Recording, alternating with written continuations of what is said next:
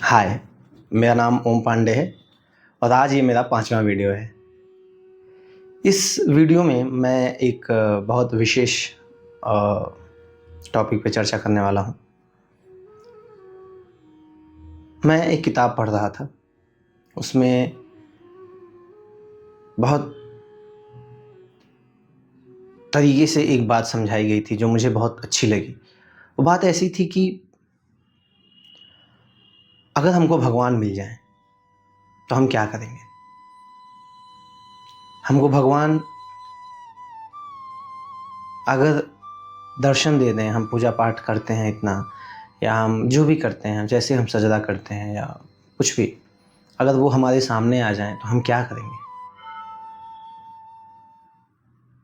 मुझे नहीं पता मैं क्या करूँगा। मैं शायद ये चीज़ मुझे एहसास भी ना हो कि ये क्या हुआ मेरे साथ। मैं इसको समझ ही नहीं पाऊँगा। मैं समझ ही नहीं पाऊँगा कि हुआ क्या। ऐसे ही मुझे लगता है कि भगवान मिलना क्या है। भगवान इस दुनिया में हैं?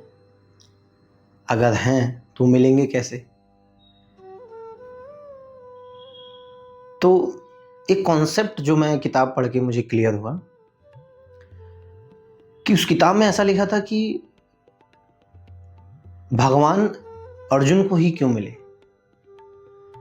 हालांकि सबको पता था, पांडवों को भी पता था, कौरवों को भी पता था कि श्री कृष्ण जो है ईश्वर के अवतार हैं। पर श्री कृष्ण का जो उपदेश है, जो गीता का उपदेश है, जो अर्जुन को दिया उन्होंने, वो अर्जुन को ही क्यों दिया। या उन्होंने अपना रूप जो दिखाया, या कहने का मतलब मेरा ये है कि भगवान अर्जुन को ही क्यों मिले। उसमें बड़ी सुंदर बात लिखी थी, क्योंकि अर्जुन ने समर्पण किया था। अर्जुन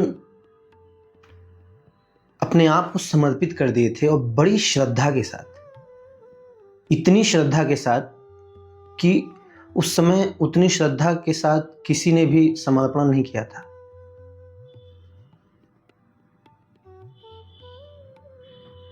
अर्जुन ने किया था। तो मुझे उससे एक बात समझ में आई कि अगर मैं समर्पण करूं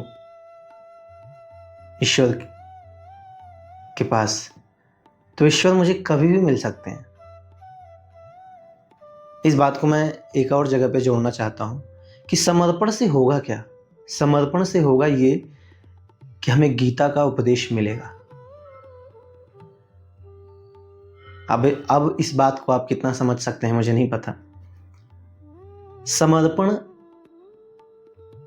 आप तभी कर सकते हैं जब आप अपने बैगेजेस को खत्म करेंगे। दुर्योधन अपने बैगेजेस को खत्म नहीं कर पाया। उस समय में कोई भी अपने बैगेज को खत्म नहीं कर पाया था। एक कहीं ना कहीं उनको अहम था कि मैं कुछ हूं, शायद से इस चीज का रहा होगा अहम, तो वो समर्पण नहीं कर पाए।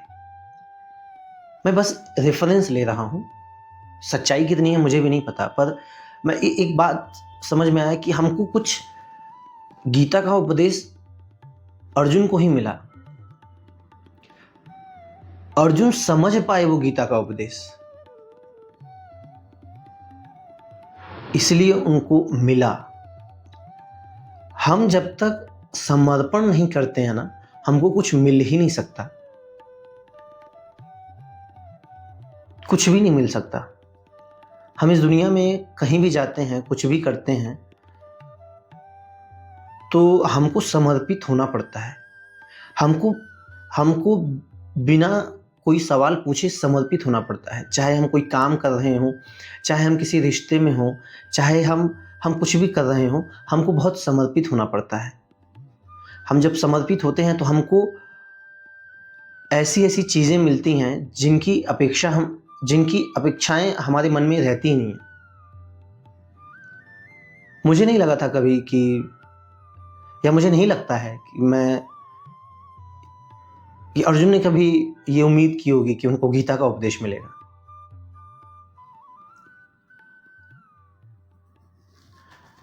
तो बेसिकली मैं ये बात कहना चाहता हूं कि प्यार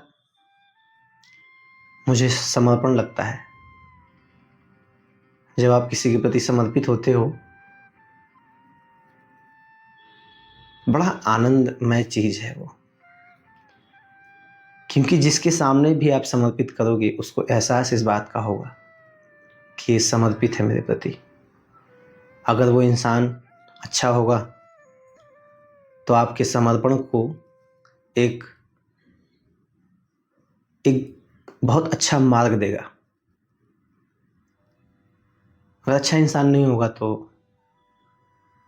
समर्पित तो आतंकवादी भी हो रहे हैं। तो मैं ये बात इसलिए शेयर कर रहा हूं क्योंकि मैं आज ऐसे ही सोच रहा था कि प्यार है क्या। मैं अगर क्लेम करूं कि मुझे इस इंसान से प्यार है तो प्यार है क्या। तो मुझे वो किताब पढ़ते हुए एक बात समझ में आई कि प्यार बस और बस समर्पण है, बिना कोई बैगेज, बिना किसी उम्मीद के, बस समर्पित। और उस समर्पण में आपको जो मिल रहा है बिना डाउट किए आप उसको लिए जा रहे हो। आप समर्पित तभी हो सकते हो जब आपके पास कोई उम्मीद ही ना हो, कोई उम्मीद ना हो, आप बस मान लेते हो। जिनके पास जितनी उम्मीदें हैं वो उतनी ही परेशान है।